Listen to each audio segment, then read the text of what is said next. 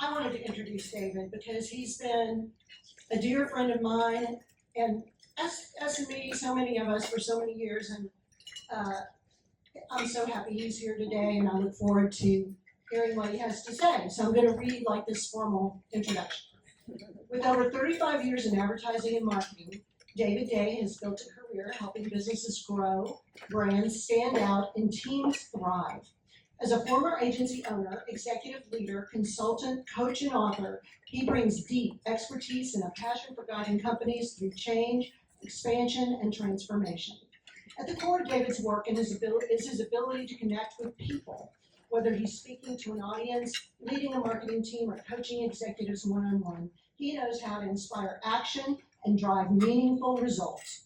Known as one of the most trusted and respected voices in the industry, David's passionate about sharing his knowledge and empowering others to succeed. In 2015, he developed the Marketing Coach Program. It's a workshop-driven curriculum designed to help businesses build strong brands, create smart, sustainable marketing strategies. His latest book, The Marketing Gap, which he'll cover today, helps company leaders and young marketers work together more effectively for greater impact. As a speaker and fractional CMO, he specializes in leading marketing teams and strengthening company brands. Additionally, as a certified executive coach, he focuses on personal branding and the practical use of artificial intelligence in marketing, which is a huge thing. Today, we welcome Sue. Hey, Sue. His wife and his daughter, Kelsey, and Katie. Did Katie make it? No. Okay. Katie's on the road coming from Texas. Yeah, so we wish Katie a safe trip. So, y'all, we are fortunate to have David. He's been, like I said, a longtime member of SME and a supporter, and he's been a dear friend to so many of us. Everybody, welcome David Day.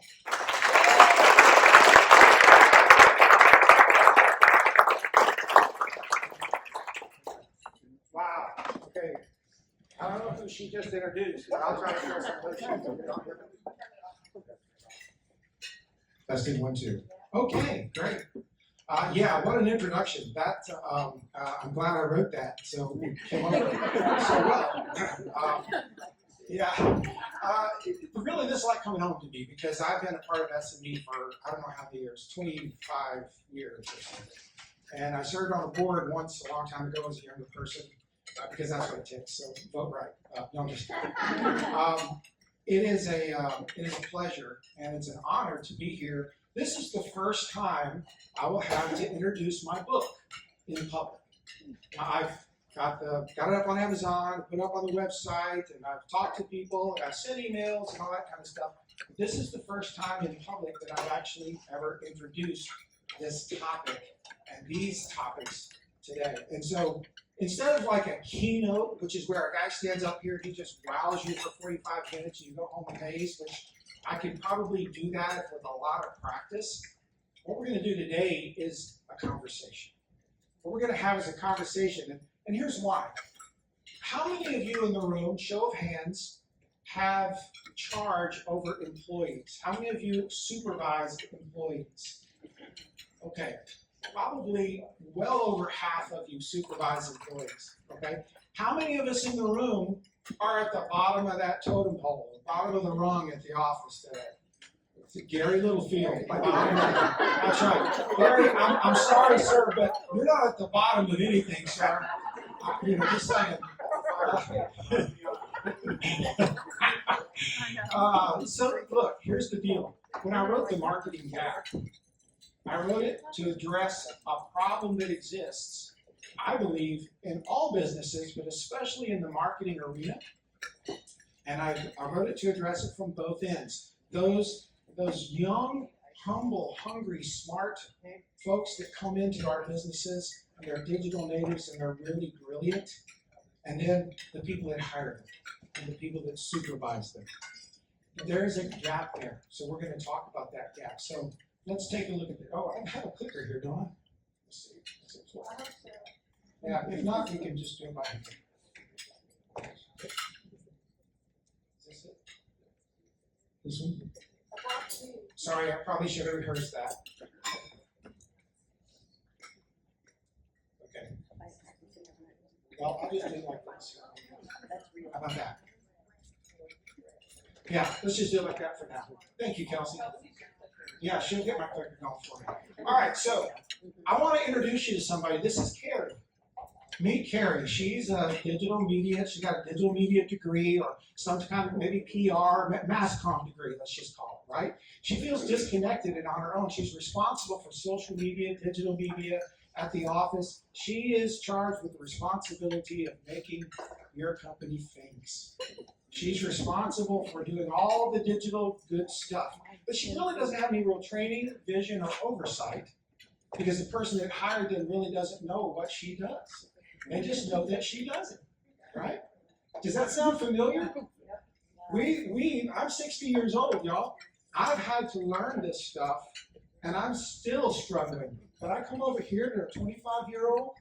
She grew up with this stuff. She didn't grow up just with social media. She grew up on social media. And there's so much talent just like her. That's Gen Z.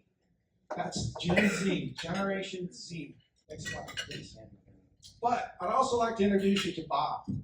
Bob hires Carrie.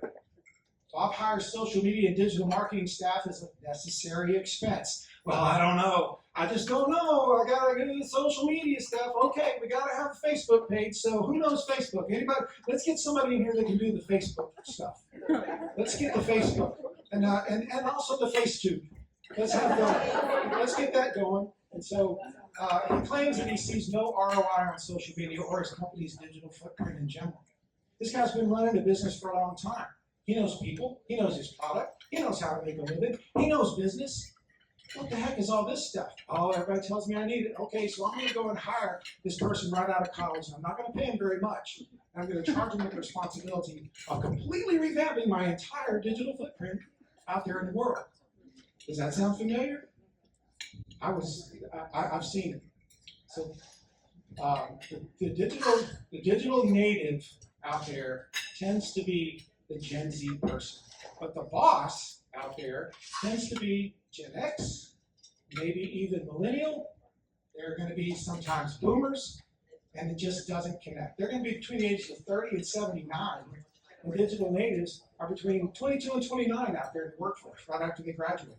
You see the gap? It's about a 25 to 50-year age gap. Never mind culture for a second.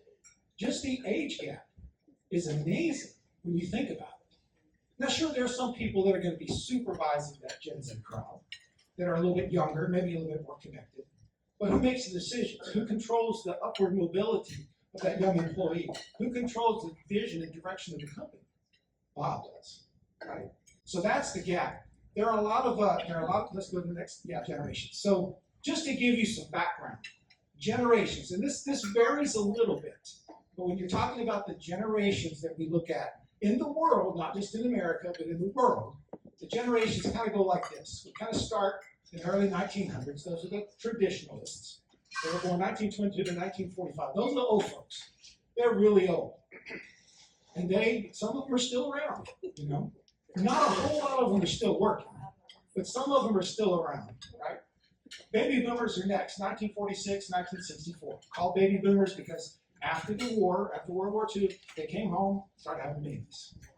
The soldiers came home, they started populating the country, right?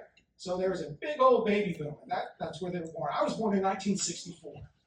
So I am the last of the baby boomers, but I don't act like a baby boomer all the time. Traditionally, typically, I don't act like a baby boomer.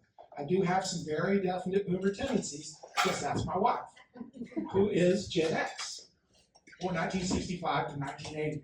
And then there's the millennials, sometimes called Gen Y, but the millennials. Millennials were born in 81 to 96. You know them very well, just not that long ago, they were the problem. Right? The millennials, oh, you millennials, you're so this, you're so that, you're so snowflakey, all this kind of stuff. We heard it, I did it, we all look at, what is going on, you know? It's because we look at this situation, we see the distance between ourselves. I call it the gap. There was even a gap there. And then enter Gen Z, born 1997, which feels like yesterday. I mean, y'all, I started my company in 95. My company's 30 years old now. But 1997 to 2012, that was just a few years ago. right? Now those folks born in 2012 are not in the workforce just yet. You know, they're 13 years old. But between the ages of 13 to 28 years old, that's Gen Z. These are the digital natives. Next slide, please. Behind me, And I'm probably being so dramatic and annoying, but this is my first job, like my first 9 to 5 job after college, and I'm in person, and I'm commuting in the city, and it takes me forever to get there. There's no way I'm gonna be able to afford living in the city right now, so that's off the table. Like, duh! If I was able to walk to work, it'd be fine. But I'm not, so it literally takes me, like, I leave here, like, I get on the train at 7:30, and I don't get home until, like, 6:15 earliest, and then, like, I don't have time to do anything. Alright, let me be the first to say, welcome to the real world. It sucks. It's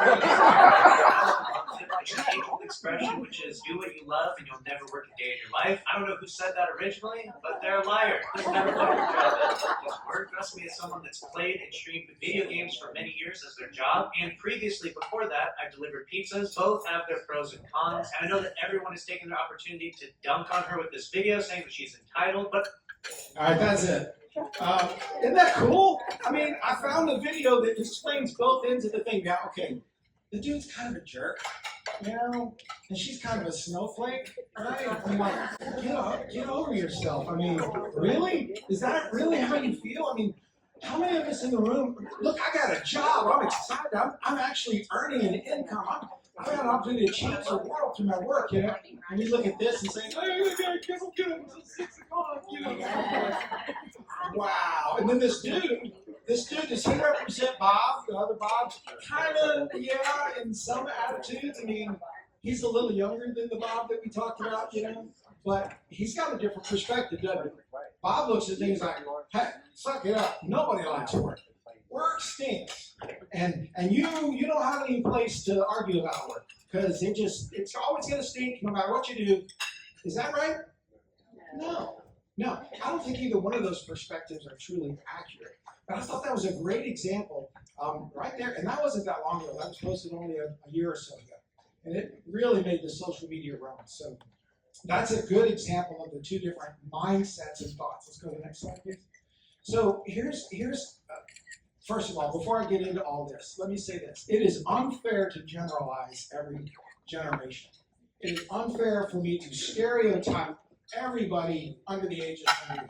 That is completely unfair. It's also unfair for me to stereotype somebody that's over 50, you know, because we have a lot of young people who have old souls, who really get hard work and who really understand what it means to sacrifice for the greater good. We have a lot of people who really get strong traditional values that are very young, and we have people in the older demographics that are really sharp digitally, that are really sharp and really know what they're doing. They're not digital natives, but they certainly are very, very proficient. They didn't grow up with and on social media, but they understand it very, very well. They've made it part of their lives.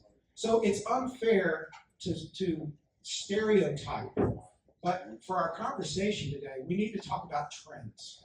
When we talk about trends, we talk about, generally speaking, that's how we approach the problem. If we just say, well, not everybody's like that, we'll never fix it. We'll never bridge the gap. So we're going to approach it from the standpoint of generalized thinking. Here's how people think in general. Gen X and millennials, what and how. We think in terms of what and how. Our Gen Z brothers and sisters, they want to know why. What and how is good, but they want to know why. That comes out a lot if you talk to them. Hey, here's what I need you to do. Okay, why? Well, back in the day, the boss says do it. You just do it. You know, I tell you to jump, you ask how high kind of stuff, mentality, right? Now it's, hey, here's what I need you to do. Why do you need me to do it? Well, because I'm the boss. Sort of like parenting, because I said so. Right? Is that really good and healthy? Does that help bridge the gap? Is that good for my company? It may feel good to me as a boomer to say those things and to hold that line because I'm right, but does it actually bridge a gap? Does it actually help my business to be that way? Does it make me money? Does it bring me more qualified employees? Does it help me to maintain and retain my talent? Got to examine our own attitudes about this, right? They want to know why, we say what and how. We say, whatever it takes, let's get it done, whatever it takes. And they say, well, let's just do what makes sense. Let's think about this. There's a lot of things I can be doing here. I'm not sure that the juice is worth the squeeze. Gen Z is critically thinking about that task. Sacrifice and commitment, always honored, always. Well, not all outcomes are worth the input. I may put in a lot of stuff, and I'm not sure that the outcome is worth it. What does it actually mean to me to do the work that you're asking me to do? They actually think like this, y'all. I'm not kidding. We have some Gen Z in the room. They do consider these things. They're sharp. They're smarter than I ever gave them credit for. Just figure it out, we say. We as the boss. Just figure it out. You know, I know it's a problem, but that's what you get paid for. We'll figure it out. Well, first tell me why we need to do this. If I'm going to go into all this time, tell me why this needs to take place, so that I have context, so that I can understand when I'm successful.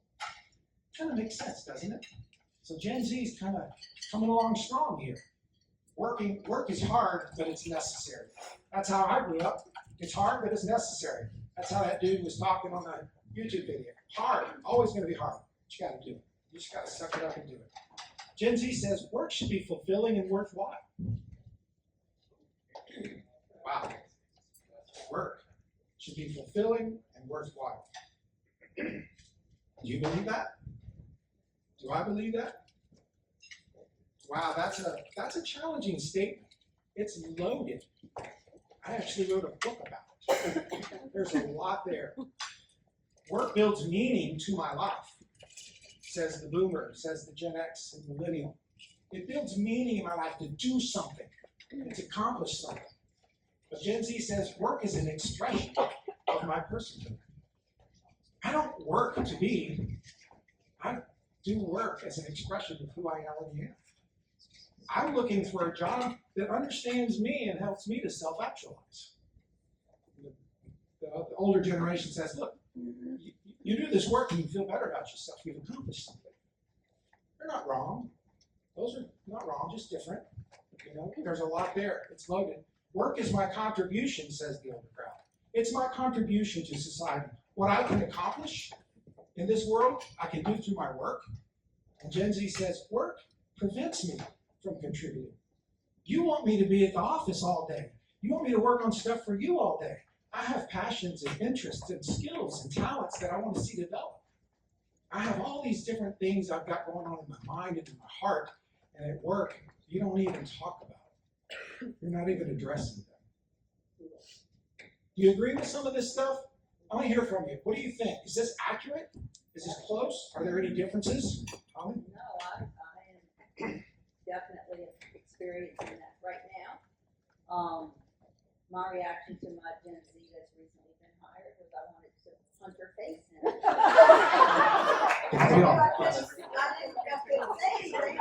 My face wasn't noticing it because day 3 she wanted to, it's a full office job. Day 3 she wanted to remote from home because she could focus more. Yeah, stand up and all. So I've hired 2 Gen Zs recently. One is phenomenal, but the other one is way out there. So Jake, it's in office. Everybody knows it. So anyway, she emails me or texts me before work, 3rd day. And she didn't even know where the kitchen is yet, okay? And it says she's got 2 monitors set up and she wants to remote today because she can focus better. Day 3, unfortunately, no. So she asks me this every single week. The other time she came in, like a week later, is she's overstimulated.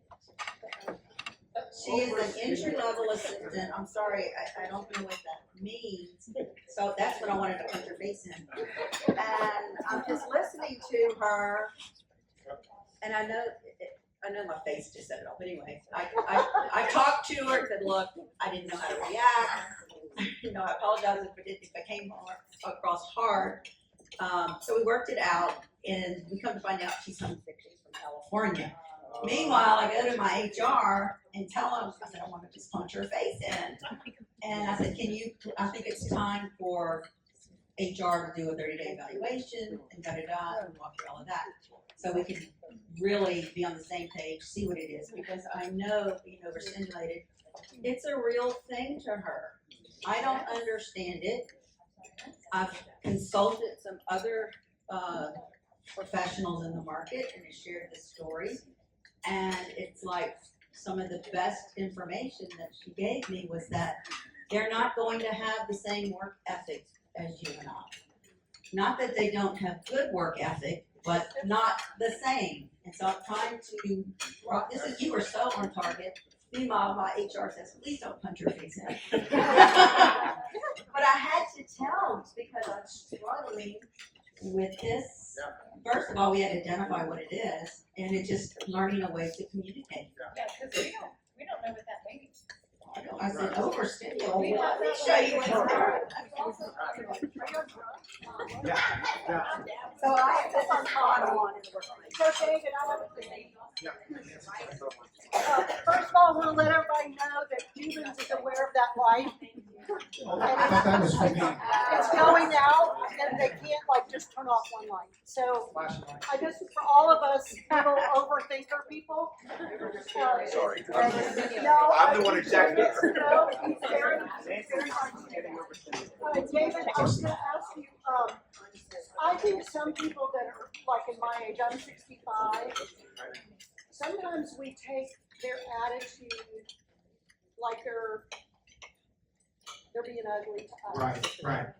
And, you know, I guess I'm asking you, what's the best way to approach it? Do you say, okay, I want to climb into your head a little bit, help me understand where you're coming from?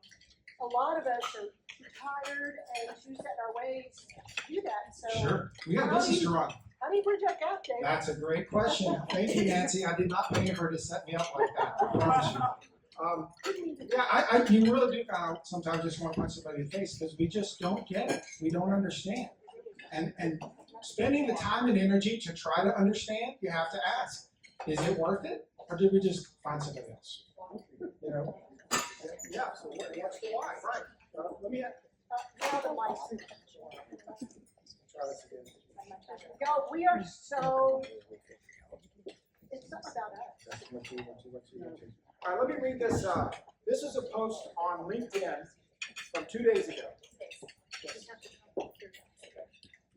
Yes, it is. Oh, good. This is a post from LinkedIn, from a friend of mine on LinkedIn 2 days ago. Being Gen Z in the office isn't as easy as people think. We're digitally fluent, quick to adapt, and full of ideas. But we're also navigating feeling underestimated because of our age, being the tech person, quote unquote, by default, wanting to speak up but not always knowing when it's welcome, hearing you'll understand when you're older all the time, balancing ambition with burnout in a world that is always on, managing expectations while figuring out what we actually want, wrestling with the pressure to have it all together by age 25, thank you social media, juggling career growth, hobbies, relationships, learning how to say no, walk away from dead-end jobs, and trusting ourselves. Don't misunderstand, we're grateful to be in the room, but that doesn't mean it's always comfortable. Many of us are still learning how to communicate with confidence, advocate for our own worth, take up space and grow in environments that weren't necessarily designed with us in mind. It's not about entitlement, it's not about complaining. It's about being transparent about the challenges. It's about honesty. If you're Gen Z in the workplace, I see you. And if you're someone who's helping us, Gen Z, grow without losing ourselves along the way, I thank you. We're not looking for shortcuts or cheat codes. We're just trying to build something meaningful, one step at a time. Wow. I think that pretty much sums up the mentality of a very talented, this guy's a marketing director for a chamber of commerce. And he's 2 years in. And he's Gen Z. And he had the ability to say the things that John Grubb has learned by doing his job, this guy's job. And John is in my generation, you know? So, I mean, what an exciting time that we live in. Let's go to the next slide, please. If possible. Yes, okay. So why do they think like that? I have some theories here, and this was the impetus. When I started out to write this book, y'all, I didn't start out to write this. What I started out to write was a book about brand and culture and how they're two sides of the same coin. That book is still in me, but this one took precedent because I could see the bubble coming. So I wanted to get this down first, right? So this is what's fun about this. They watched their parents struggle and they had no help. Gen Z watched their parents work, struggle, and then all these problems and all these issues and all this stuff took place, and they're like, where's the payoff? They didn't see it. They still felt pressure. The parents were not as happy as they felt they wanted to be. So they don't want to repeat that. So they're looking for something different. They're under financial pressure like never before. Aren't we all? But these guys are coming out of school with massive college debt. They're looking at fewer opportunities in the workplace than ever before. You know, there's just a change in our culture. And then they're staring at AI right in the face, going, who's going to hire me now? Right? And it gets pretty scary for them. They're experiencing social, ideological, and economic stressors. Their values are different. They go from success to fulfillment in the way that they think. I graduated from college, get a job, be successful, create security, have a family, do those things. That was the American way in my mind. They don't think that way necessarily. Some do. Again, not fair to stereotype. It's not fair. If I said that 10 more times, I haven't said it enough.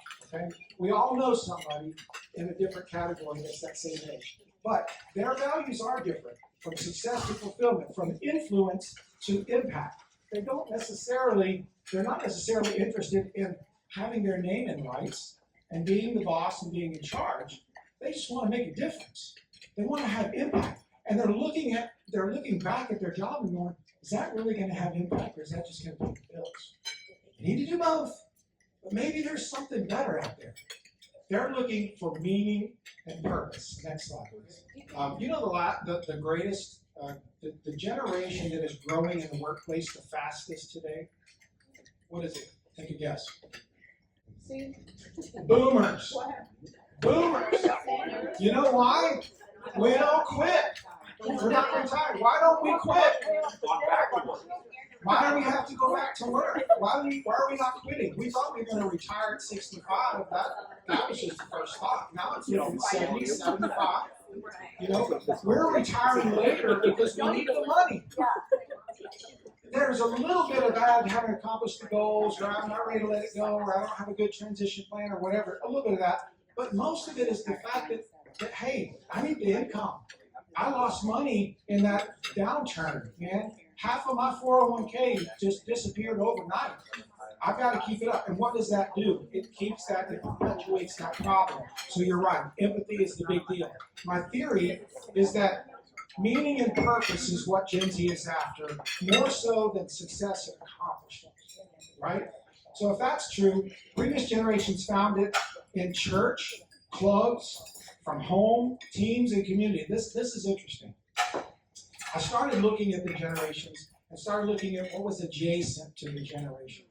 What kind of things are adjacent? What do you do in your lifestyle in that generation? What do you enjoy doing? What are the things that contribute to your feeling of satisfaction, comfort, joy, whatever it might be, success even, And Gen Z is in real trouble, y'all. They just don't have some of the things that we had, and I say we, if you're in the older generation, Gen X, millennial, even boomer, we had church communities. Church decline is down 48% over 10 years ago. 10 years ago. We don't have that kind of community like we used to have in the neighborhoods. We don't have neighborhood schools like we used to have neighborhood schools. You can't send your kid. You remember the old saying, hey, be home before the street lights come on.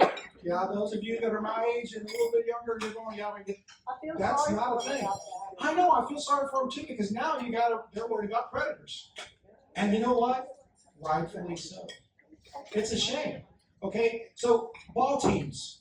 It's all travel ball now. Man, you gotta do it. If you're gonna play on the ball, you gotta travel. You gotta go to Mobile over the weekend. And it costs you $1,500. I mean, it's really tough for them for a lot of parents can't afford to do that, right? And they can only afford to do like one thing. Yeah, Like one day. me, I did like everything. Yeah, we did 4 or 5 I need to different develop a things. really well-rounded personality. If all Sure. you can do is one extracurricular, if you don't get home until 8:30 at night, you have an hour to take a bath and do your homework and Right. socialize with your family. Right, exactly. Children are, it's so hard for them. So they don't have this support mechanism around it. They don't have the community engagement, the involvement. They're looking to learn creativity, learn social skills. Where we learned it was out there in the world doing those things. They don't have nearly as many of those things. So what happens? Where do they look for it? Their job. They go online. Yeah, that's the biggest community they've got. You're right. That's the biggest community. They grew up with and on social media, but when they feel a need, they feel overstimulated. They feel unfair. They feel like I want to know why. I want to know why. I need. I want to know why. They feel frustrated. They feel like something is missing. Because it is. It's been missing in their communities this whole time. And they have to work to make a living. So this is where they spend 8 to 10 hours a day. That's where they're going to go for the resource. And they're going to ask you to provide it. They're going to say, I want a job that supports my lifestyle. Remember what we talked about? Work is a self-expression. It's an expression of myself. It's not something that I can do to feel accomplished. It's an expression of me. So I'm looking for my job to fill more needs than most of us employers are ready to try to fulfill for them. We don't know how to build beanbag chairs and Friday pizza days and all the stuff that Google taught us 10 years ago into our work life and make it profitable. It's very difficult for us to do as business owners and people that run businesses. But empathy, like John was saying, if we understand that point alone, that that's what their need is, then the subject and the conversation begins to shift. Question over here. I kind of wanted to piggyback on what John said. Having to Stand up, sweetie. Out loud. So I kind of want to piggyback on what John was saying. Growing up, like maybe me or older, having to grow up with always having to make it work or always doing what you have to do to get the job done, kind of numbs the empathy. And so now I think the older generations are learning the empathy and what that even is. And I mean, I'm learning it too. I would consider myself a millennial. So it kind of just numbs your empathy. So having to learn how the younger generations and everything learn stuff, you have to kind of unlearn what you've learned. Well said. Very good. Yeah, you do have to unlearn what you've learned. Yes, ma'am. I'd also say that I'm a millennial too. I was just telling Ryan. So it's in between Gen X and millennials. So I was born in '83, and then depending on what chart you see, you're a Gen X or you're millennial. So you were born with the age where you didn't have internet, but you got it in college, kind of thing. The AIM messenger, all those kind of things in college. So, but what I wanted to say was in regards to Gen Z. I have a daughter that's a Gen Z, so she just started in the workforce in Chick-fil-A, and so to me, when I see the anxiety, depression, suicide rate has risen sharply, a lot of that has to do, unfortunately, with our social media that they have. I know a lot of us said, where do they go for stress relief or to get consultation, and we all said social media versus the job at first. And so for me as a parent, because she's got 1 year left before college, it's just trying to encourage, other activities outside of that social media. Yeah. But the empathy, back to the empathy for that generation, I think is going to be really big because their anxiety levels, depression levels are so skyrocket, and it is due to that social media. Well said. Great morning. I'd like to redeem myself. So on the flip side of this, I've also just started a mentorship program at our ad agency, and we actually call it the Bridge program. We just completed our first test with a new hire, and what it is. Hopefully, wasn't that one that you can Yes. have. No. Well, I didn't know. So I'm in traditional media, and this one is in digital, brand new hires, and they're gonna be 45 days. And so what it is get to know the new hires and find out, hey, are they the weak link? Are they worth keeping? Or do they really just need a refresh on some training? Because when you throw so much at them this first 30 days, they're deer in the headlights. They don't retain. So we scheduled a one-on-one phone call for 6 weeks, weekly. Got to get to know each other, personal, professional, all of this. And then he did a self-evaluation on himself. And so now we're in the process of his supervisor doing evaluation. But we identified some major things. Number one, he identified that he needed a little extra training on some of his key tasks that he has to do. So we scheduled all of that. The other thing is we do a lot of automotive advertising. Do you have information on clients, like their history and everything? And I'm like, well, yeah, of course, it's here. Do you have information on the different automotive brands and the vehicles? And it's like, yeah, here. Well, we have all this stuff. I've been at the agency for 20 years. We know where it is. We have to learn to take what is in our heads and put it on paper and share it with them. So we have an agency Zoom call, everybody across the country every Tuesday. So we shared it with everybody. This is where we keep this is this. And it has been so enlightening and so successful that we are going to continue this with all new hires and even people who have been hired probably 2 years ago still do this. So it's a great program. And I love it. I'm doing better. Great example. Give it up for Holly, John. That's great. I love the vision. What great vision that your company has to actually bridge the gap and to start. And that's part of the deal. Let's go to the next slide. I lost my slider. Thank you. She's hungry. Real quick, let's go through some of the effects. Yeah, poor girl, she's hungry. I'm working her gap. Okay. The gap affects the employer and the employee. Let's look at a couple of things. The employer, hey, turnover is expensive. If they quit, I got to pay for this, right? I got to pay either way. So turnover is expensive.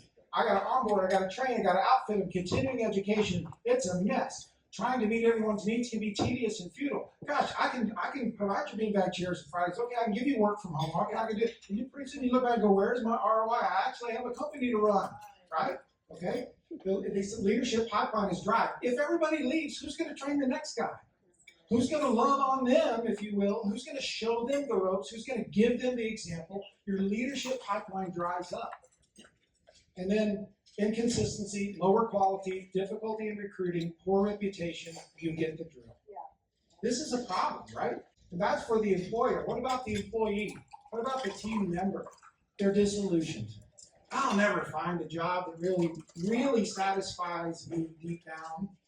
And you know what? They may be right, but that's coming. We're going to talk about that real quick. Disengagement, quiet quitting, moonlighting. You know what quiet quitting is? A couple years ago, that was the big thing. Do just enough to keep my job and no more. I'm not investing, I'm just spending. I'm not investing my time, I'm just spending my time here. Big mentality shift. Big deal. Slower upward mobility because you're not going to get promoted. You're not going to invest in the company's not going to invest in you.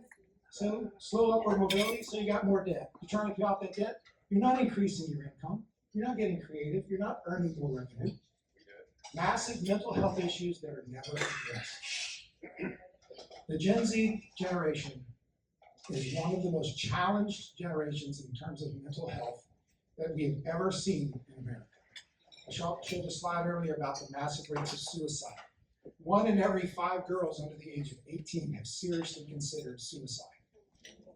1 in every 5 girls. Seriously, not just had a passive thought, seriously considered. That's a problem. That's a massive, massive issue. And I don't think that we've taken into consideration deeply enough those girls in that young teenage age that were affected from COVID and home alone in middle school, getting school alone.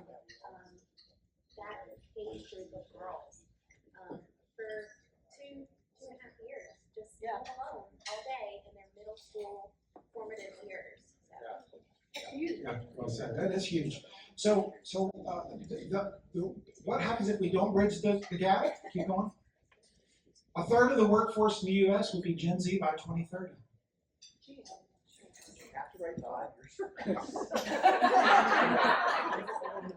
One out of every 3 employees that you'll work with is in that category in 5 years. Think about where you were 5 years ago. You know, what was 5 years ago? 2020, May of 2020? We were right in the middle of COVID, right? That doesn't seem like that long ago, right? 5 years from now, 1 out of every 3 employees will be in that Gen Z category. You think you need to start dealing with it? Yeah. I do. I see it coming, y'all. Guess what? I truly believe, and this is no joke, I truly believe that we are among the few people in the world right now who are thinking about this issue. Because there is a pig and a python that's coming through, and we're going to be in trouble if we don't figure this out quickly. And that's why I shifted gears and said that's what this book needs to be about. There are some hurting people that are coming in our doorstep, wanting to work with us. They're humble, hungry, smart, talented, engaged, invested. And they say, I'd like a job. And then we say, you're such a snowflake. You know, I'm just like, there's got to be a different, look, I get it. I can't change my company for the whims of your personality. I can't change how I do business and have done business for 30 years because of your feelings. I get that. But what about your feelings? What about how you think? What about how you feel? I sure would like to have an employee that is humble, hungry, smart, talented, engaged. Those things are super valuable to me as an employer, but they're even more valuable to me as a human being. I have an opportunity here, and that's what I want us to see today. We as employers and leaders in our marketing worlds and our sales world, we have an opportunity here. Super talented people, they live with fear, anxiety, and mistrust. Whom do you want to meet? Whom do you want meeting with your clients? I would love to have somebody that talented sitting with my clients and making a presentation, talking to them about the project and giving them updates. Man, I would love to have somebody that talented, that articulate, that engaged. Can I mold it? Can I help build them into the person that I need to be? Can I harness that good stuff and maybe help them on the other end as well? Let's keep going. Employees will cost more, potentially bring less to the table. I mean, that's so true. If you're gonna reject all of the snowflakes, then you're gonna have to hire somebody that's a little bit further along, needs a little bit more money, has a little bit more, it's gonna be tough. It's gonna cost us more. Innovation and digital velocity will slow internally. We don't have these digital natives on our team, or if they're disengaged, we're not gonna grow. We're not gonna have the velocity that we could have had otherwise. We're not gonna innovate because that's the source of our innovation in an AI-driven world. That's what's going to happen. Younger talent will take on more risk and more debt without steady jobs. They're going to say, I'll do it myself. I'm going to go and start my own social media thing. I'm going to go out and go and do Canva, and I'm going to do this, and they have no idea how to build. I tell you, I work with a graphic designer who's wonderful. He's in San Francisco. He's very, very talented. He did a job for me. We agreed on the payment. And I said, I haven't gotten an invoice from you. I need to get an invoice. He goes, what is that? And I said, an invoice. Well, what is it? Can you send me a copy of one so I know what it looks like? Graduated from LSU. Massively talented dude. Doesn't know. What an opportunity. I could look at it and go, what an idiot. No, what an opportunity. I'm not responsible that he doesn't know, but I have an opportunity to teach him, to mentor him. Oh my gosh, and that's just a small little example. I sat with a person who, when I wrote this book, I interviewed probably 14 CEOs of companies, both medium and large companies. Two companies were in $1 billion a year revenue, and then some mom and pop companies, smaller companies.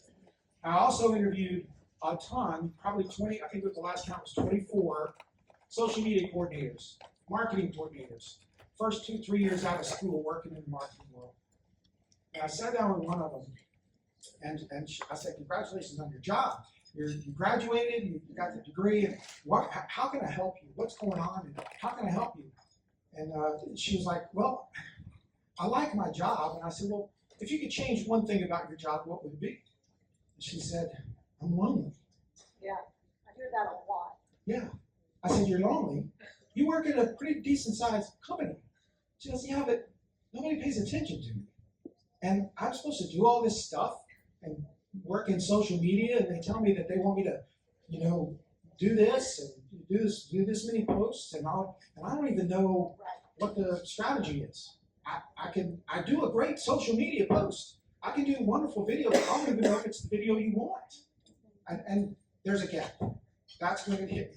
This is a gap. There's leaders hiring them, and they're talented, but they don't know what to do. They don't have strategy in their mind. They didn't get this, y'all. They just didn't, and we expect them to. And they feel lost, and they feel alone, and they're not addressed, and they're not trained, they're not developed. God, if I had some talented people in the palm of my hand that I could develop, man, I could win every game I played. There's opportunity here if we're willing to invest in them. Next slide, please. Multi-generational collaboration will disappear. Have you ever been in a room where you got a Gen Z person and then a zillennial and then people from multiple generations, you try to solve a problem? Oh my gosh, it goes so much better than 3 people in the same generation. The 3 people in the same generation think, okay, we all agree, it takes 5 minutes and we're out.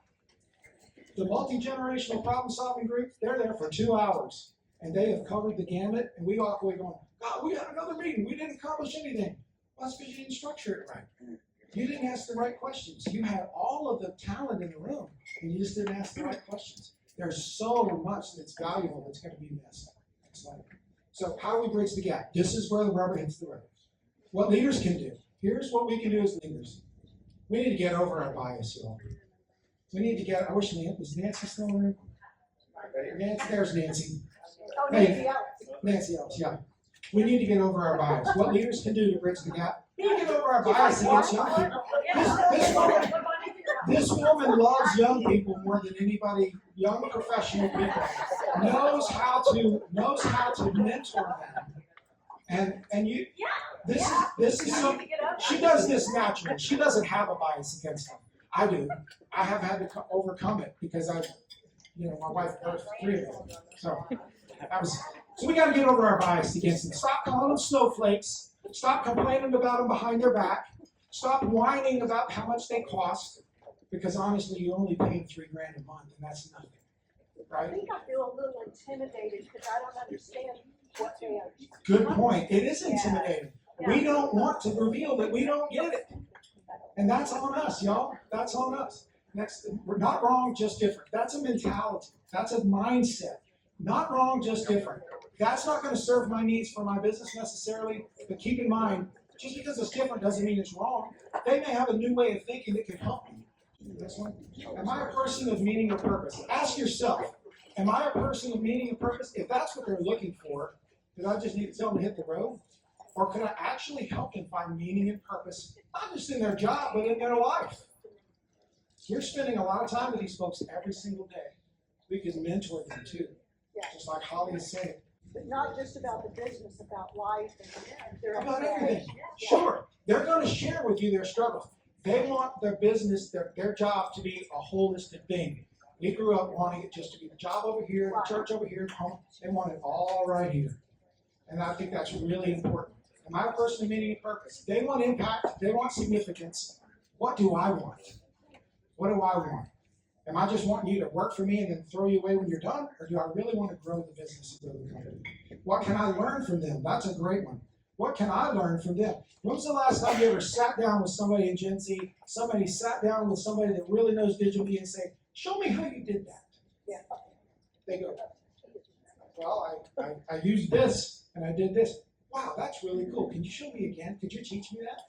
Well, sure, I can teach you that. They love it. As long as they feel safe, they love it.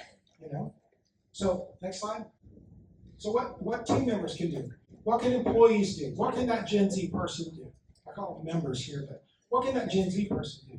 First thing, put myself in the boss's shoes. What's at stake here? Why is the boss acting that way? What's going on? Ask the question. Ask, what's an invoice? What is the question that the boss, what is the boss trying to get here? And yeah, how do I get paid? Where does the money come from? What is the boss worried about when he says, just figure it out? What is he worried about? Or what is she worried about? Ask. You never know, right? Focus on performance input, not outcome. Invest versus spend. Invest your time in your job and with your team. Don't just spend the days there. Invest in it. Because the input, the Nick Saban way of doing things, focus on the input and the outcome will take care of itself. That's a great rule of thumb for the younger crowd. If we could just focus on what we're putting in and not the end result and not this big old elephant, just one bite at a time, right? Align tasks with solutions to get my why. Here's what I mean by that. If the boss says they want to do something, and we say, well, I'll do it, but I need to know why, then maybe you align it with the solution. Here's a task. What problem does this task help to solve? What is my role in that? And then confirm that with the boss and say, I hear you saying you want me to do this. And when I'm done, this is what success looks like, right? So we're working towards this goal. And the boss goes, yes. They look at, I used to look at them and go, duh. But it's not duh, y'all. They don't know that. We never told them that. We never shared that with them. We just expected them to go make us famous on social media. We excused them from the conversation. They want to be in the room and included. They're going to ask the why question. Answer it. Help them with that. Align tasks with solutions to get my why. Show your work. Show the boss what you do. Show the boss, hey, when was the last time you ever said, hey, would you like to see what we're working on? When I ran the agency, I had a room of creative people. They all were in the same room. I felt like it was really great for the creatives to collaborate with each other. And I put them all in the same room.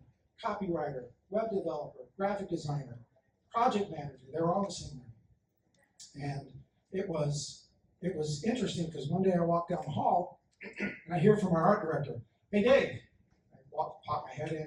He goes, let me show you what we're working on. And I was like, convicted. I felt like, oops, I should have been the one to say, hey, let me see what you're working on. And I said, sure, and I sat down and they presented the stuff that they were doing. And I was blown away. I was like, golly, that's really good. Where did this come from and where'd you find that? That's really good. Y'all keep it up. And I have another story too. One time I had a big presentation to make. It was a pitch, basically. It was sort of like a pre-pitch, but it was a pitch. It was to kind of get a seat at the table with a pretty big name. So I invited 4 of my main team members to come with me and sit in the room. They had done the work, and I said, come sit in the room with me as I'll lead and present. And I may ask you to speak if you're going, no. One said, no, I don't want to talk. Okay, no problem, you just come listen. So I brought him with me. We sat down, made the presentation. The guy was a tough nut. He was like the client or prospect. He was asking tough questions. And I was just kind of doing my thing, answering the questions as best as I can, asking him questions, doing my best to kind of turn it back on him and asking him to get information about how I can use that to help him, the drill. And when it was over, we all got in the car, and all 4 of them in that car with me breathed this giant sigh. And I looked in the rearview mirror like, what's going on? And they're like, how did you do that? And I said, do what? And they said, that guy was a jerk. How did you field those questions? I mean, where did you get that stuff? Where did that come from? I'm like, guys, you do what you do and I do what I do. I'm so glad that you got to see what I do. They're like, I could never do your job. And I said, I got news for you. I can't do yours. I'm so glad you put all this together. All I did was tell them about it and answer a few curveball type questions that I've been doing for years. So it wasn't that big a deal to me, but for them it was like, oh my gosh, show your work.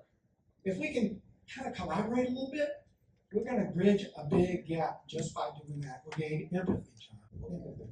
Serve others, take initiative, do the hard things. If we're young in a company, we have a serving mentality. Do the hard things.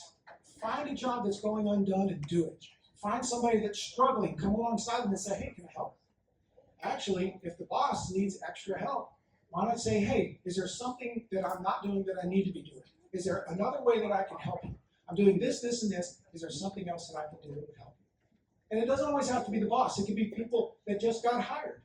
It doesn't matter. I promise you this. As business leaders, we notice. We see you when you help somebody and you don't have to. We see you when you serve. It will benefit you in the long run. Approach it like you will teach it. Plan to mentor someone someday. If you have the mindset of being a mentor someday, you're going to learn it better. If I tell you, hey, Brent, come over here. I'm going to show you this one time, and if you don't get it right, you're going to die. This is how you rig yourself up to go over this camera. I'll show it to you one time. You going to pay attention? Yes. Everybody's going to pay attention if it's life or death. But because you know that, oh my gosh, it's kind of the same thing. If you know that you got to teach somebody else, now you're engaged. Okay, so how'd you do that again? Okay, because I'm going to tell this guy, so I need to focus. I'm going to mentor someday. Give them a vision. Give them a picture in their mind about where this is going to go. I'm showing you so you can show someone else. I'm showing you so you can we're going to be transcendent with this. You have a place here. You have value here. So to close out, this is a funny picture. What's a rainbow bridge? Everybody knows a rainbow bridge is where dogs and cats go when they die, right? Yeah. Well, it's not this rainbow bridge. I don't think anybody's going to die here. In 1856, there was a French tightrope walker named Blondin, Charles Blondin. And Charles came to Niagara Falls, and he said, I'm going to take advantage of America. There, Industrial Revolution and all this kind of stuff. The crowd's gathering like crazy. It's exciting. And I'm going to charge a nickel for every person who comes and watches me walk across the tightrope across Niagara Falls. So he stretched an 1,100-foot rope from one end to the other and made it tight. And he charged a nickel and he walked across the tightrope. And then he came back. And the crowd roars and they loved it. They loved seeing what he did. And it was like amazing. And then he says, hey, I can do this with a potato sack over my head, blindfolded. Goes across with a potato sack over his head. Comes back. And the crowd's like, oh my gosh, you're amazing. And he says, I can actually cook breakfast out there. Takes a little thing, makes an omelet on a tightrope, and eats the omelet, and then finishes his tightrope walk. He comes back. Amazing! People are flipping out. And then he says, hey, how many of you people believe that I can do that with somebody on my shoulders? And the crowd's like, golly, man, you've done all this stuff. Of course I believe it. Of course you can do it. I totally believe. There's a guy in the front row. Yeah, man, you're awesome. You're great. You're awesome. And he goes, great. Then you, sir, come with me. If you can see this picture, that's his manager. That's Charles Blondin's manager.